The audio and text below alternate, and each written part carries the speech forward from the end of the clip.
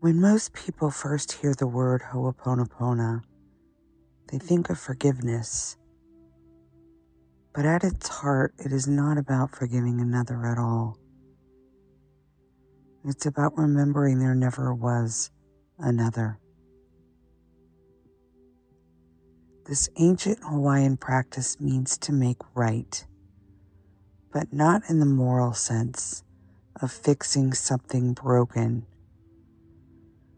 Rather, it is a gentle invitation to restore harmony within the one who sees. Ho Oponopono is 100% introspective, and the reason it works is it never points outward. It never blames. It never shames. Instead, it simply asks the most radical inward question. What in me is seeing this as separate, as wrong, as painful? Every experience, no matter how charged, is a mirror held by love, revealing a belief I am now ready to release. It works because it is self-inquiry in motion.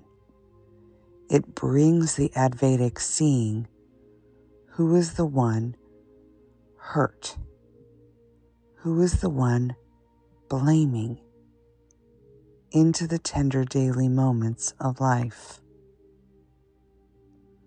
When I say, I am so sorry, please forgive me, thank you, I love you, I'm not talking to a person. I'm speaking to my own consciousness, the place within me that believed the untrue thought, and in that moment of recognition, the illusion itself begins to soften. This is turning it inside out. Every upset is a doorway. Each judgment is a breadcrumb leading me back home. What I once called them is often the disowned part of myself, still asking to be met with compassion. When I turn the situation inside out, when I stop rehearsing the story and instead allow the feeling to speak, I discover that the world is not doing anything to me. It is revealing what is still unhealed in me. Boom. That is the gift. Because once I see that, once awareness brings that to the surface, there's nothing left to defend.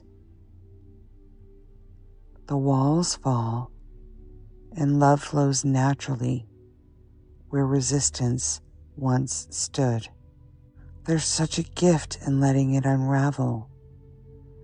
Whether it's Ho Oponopono or any other version of self-inquiry, when truly lived, life itself becomes a sacred dialogue between the seen and the unseen. No moment is wasted. No encounter is wrong.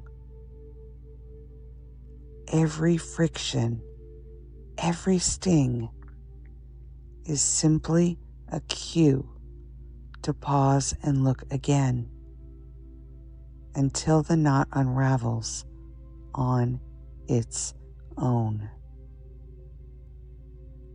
It's not about making peace with someone else's actions. It's about remembering that peace never left me. And in that stillness, what once felt like conflict becomes communion. What once felt like hurt becomes revelation. The practice is not a technique. It is a way of being transparent to truth. As I reflect on this, and I notice that when I turn everything back to the heart, when I stop saying, why did they, and begin to ask, what is this showing me about the belief I still hold? The world becomes my teacher, and forgiveness becomes redundant. Because the self never needed forgiveness, it only needed to be seen. Thank you. I love you. I am so sorry. Please forgive me. These are not words.